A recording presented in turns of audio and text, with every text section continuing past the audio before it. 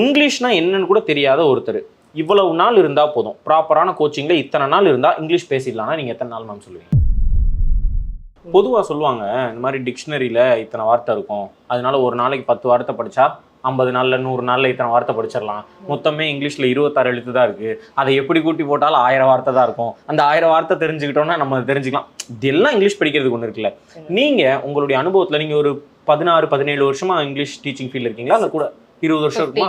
15 வருஷமா நீங்க English teaching ஃபீல்ட்ல இருக்கீங்க. இங்கிலீஷ்னா என்னன்னு கூட தெரியாத ஒருத்தர் இவ்வளவு நாள் இருந்தா போதும், ப்ராப்பரான கோச்சிங்ல இத்தனை நாள் இருந்தா இங்கிலீஷ் பேசிடலாம்னா நீங்க எத்தனை நாள் மேம் சொல்லுவீங்க?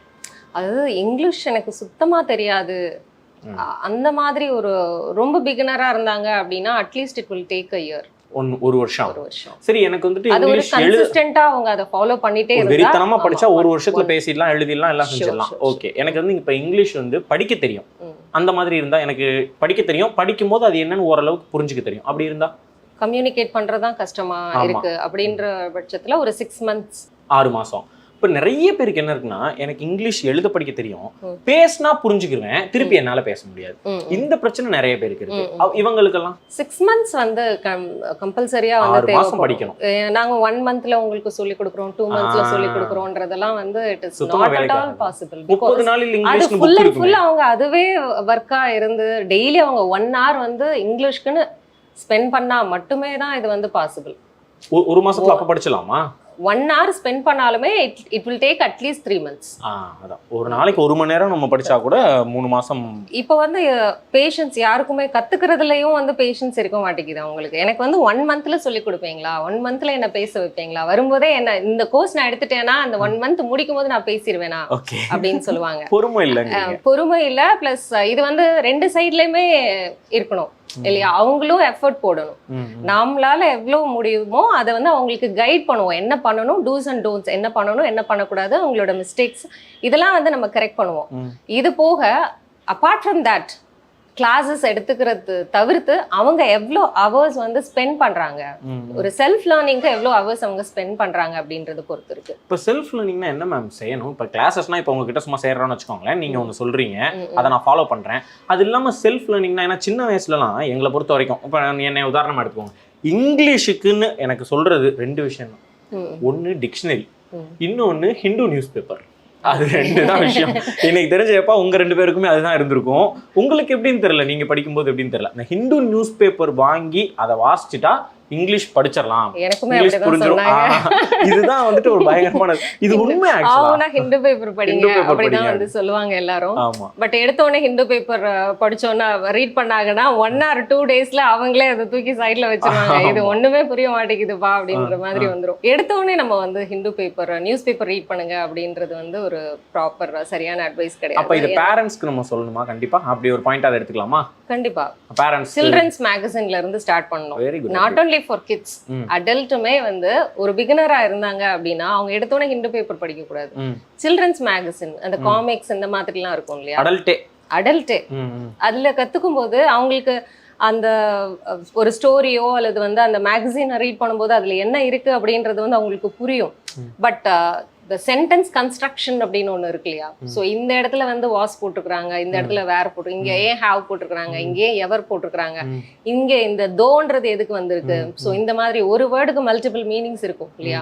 அப்போ அதை வந்து அவங்க ரீட் பண்ணும்போது அதோடைய மீனிங் வந்து ஈஸியாக அண்டர்ஸ்டாண்ட் ஆகும். ஓ இந்த சென்டென்ஸை இதை இப்படிதான் யூஸ் பண்ணணுமா அப்படின்றது அவங்களுக்கு புரிய வரும்.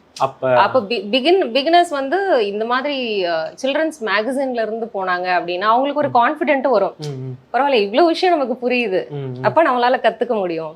சோ அந்த மாதிரி ஒரு கான்ஃபிடன்ஸ் லெவல் இம்ப்ரூவ் ஆகும். அந்த இடத்துல ஒரு சின்ன இது கொஞ்சம் உளவியலா சொல்றேன், கொஞ்சம் ஈகோ டச் ஆகாதா? இவ்வளவு பெரிய ஆளாயிட்டும், 35 வயசு எனக்கு இருக்கு, நான் போய் சில்ட்ரன் மேகசின் படிச்சுக்கிட்டு இருந்தா நல்லா இருக்காது, நான் ஒரு நியூஸ் பேப்பர் படிக்கிறேன் அப்படின்ற மாதிரி அது அந்த இடத்த எப்படி கடக்கிறது? இல்ல அது வந்து நம்மளுடைய மனசுதான் இல்லையா. சோ நாம வந்து நமக்கு இது தெரியல அப்படின்னா என்ன, இதுல என்ன இருக்கு, என்ன தப்பு இருக்கு? அதுதான் விஷயம். இப்ப நிறைய பேர் வந்து கிளாஸ்க்கு வரும்போது சொல்லுவாங்க, நான் வரும்போது குழந்தைங்க வரக்கூடாது கிளாஸ்க்கு, குழந்தைங்கலாம் அவங்களுக்கு எல்லாம் சேர்த்து வச்சு சொல்லி கொடுப்பீங்களா அப்படின்னு சொல்லி கேட்பாங்க. அந்த விஷயத்தான் நான் கேட்கறேன். அப்போ வந்து நம்ம அடல்ட்டுக்குன்னு தனி ஒரு பேட்ச் இருக்கும், பட் ஒரு டைமிங்ல அந்த டைமிங்ல இப்ப கிட்ஸுக்கு வெக்கேஷன் டைம் இருக்கு, நமக்கு வந்து ஒரு கிளாஸ் ரூம் தான் இருக்கு அப்படின்னா அந்த டைம்ல அந்த குழந்தைங்களையும் வந்து அவங்க பேரண்ட்ஸ் வந்து அவங்களுக்கும் ஏதாவது வந்து யூஸ்ஃபுல்லா அந்த டைமை வந்து ஸ்பெண்ட் பண்ணணும் அப்படின்னு நினைப்பாங்க. இப்போ குழந்தைங்களையும் சேர்த்து நம்ம அவங்களோட பண்ணும்போது அவங்களும் அந்த ஸ்டேஜுக்கு வந்துருவாங்க. சில பேர் என்ஜாய் பண்ணுவாங்க அந்த குழந்தைங்களோட வந்து கத்துக்கிறது, அவங்க ஆன்சர் பண்றது, அவங்க சம்டைம்ஸ் இதுக்கு இப்படினா அப்படின்னு சொல்லும் போதெல்லாம் சில பேர் என்ஜாய் பண்ணுவாங்க, சில பேர் கொஞ்சம் அஃபெண்டடா ஃபீல் ஆவாங்க. It depends upon the persons mindset. Feel பண்ண கூடாதுங்கறதுதான் விஷயம். ஆமா, சோ கண்டிப்பா டெஃபினட்டா அது வந்து ஸ்போர்ட்டிவா எடுத்துக்கணும். எடுத்துட்டு நம்ம பண்ணோம்னா நமக்கு என்ன வேணும் நம்ம கத்துக்கணும். அவ்வளவுதான். நம்ம கத்துக்கிறது நம்ம யார்கிட்ட இருந்து வேணாலும் கத்துக்கலாம். நீங்க ஒரு டிவி ஆட் பாக்குறீங்க, டிவி ஆட்ல ஏதாவது ஒரு சின்னதா இங்கிலீஷ் வேர்ட்ஸ் வருது அப்படின்னா வந்து அப்போ இங்க ஏன் இந்த வேர்ட் கொடுத்துருக்காங்க. சோ அந்த மாதிரி இப்போ விஜய் சொல்றாரு ஐ எம் வெயிட்டிங் அப்படின்னு சொல்றாரு அப்படின்னா அந்த ரிதமோட சேர்ந்து எல்லாரும் சொல்றாங்க இல்லையா. சோ அந்த மாதிரி உங்களுக்கு என்ன விஷயம் பிடிச்சிருக்கோ, எதுல இருந்தெல்லாம் கத்துக்க முடியுமோ அதெல்லாம் நம்ம வந்து எடுத்துக்கணும். வெல் சைடுங்க. இப்போ வந்துட்டு ஒரு இங்கிலீஷ் படிக்கணும்னு நான் நினைக்கிறேன்னா எடுத்தோன்னு நியூஸ் பேப்பருக்கோ ஒரு சேத்தன் பகத் நாவலுக்கோ போகாதீங்க. சும்மா ஒரு சில்ட்ரனுடைய மேகசின் படிங்க. What ever the age maybe. என்ன மேம், என்ன வயசா இருந்தாலும் அப்படி ஆரம்பிங்க அப்படின்னு மேம் சொல்றாங்க. இன்னொரு மிக முக்கியமான பாயிண்ட் இதுல என்னன்னா, இப்போ குழந்தைங்களுக்கு தெரியுது அப்படின்னா சின்ன பையன் முன்னாடி இங்கிலீஷ் தெரியாம என்னத்த அப்படின்னு நினைக்காதீங்க. இங்கிலீஷ் தெரிஞ்சுக்கணும் நீங்க வரீங்க, அந்த குழந்தைகிட்ட இருந்து அந்த இங்கிலீஷை கத்துக்கோங்க. அதுல ஒரு பிரச்சனை இல்லைன்னு சொல்றாங்க. இதுக்கு உதாரணம் நம்ம நிறைய பேர் நம்ம அப்பா அம்மாவுக்கு நம்ம பேர் அவங்க பேர் எழுதவே நம்ம தான் சொல்லி கொடுத்துருப்போம். நம்ம அப்பா அம்மாலாம் பெருசா படிச்சிருக்க மாட்டாங்க. அவங்களுக்கு அவங்க பேரை இதுதான் அவங்க பேரு அப்படின்னு சொல்லி எழுதுறதுக்கு தான் ஸ்பெல்லிங்னு சொல்லி கொடுத்துருப்போம். அவங்க என்னைக்காவது நம்மகிட்ட வந்து என்ன எனக்கு என் பேரை நீ எழுத சொல்லித்தரேன் நினைப்பாங்களா? நினைக்க மாட்டாங்க. அவங்களுக்கு அது ஒரு பெருமை. ஆஹா, என் மயன் எனக்கு சொல்லித்தர்றான், அப்ப என் மயன் படிச்சுட்டான் அப்படின்னு நினைப்பாங்க. அந்த அப்பா அம்மாவினுடைய மனநிலையில நம்ம இருக்கணும் அப்படிங்கிறத மேம் சொல்ல வருது. கரெக்டா மேம்? எக்ஸாக்ட்லி. ஓகே.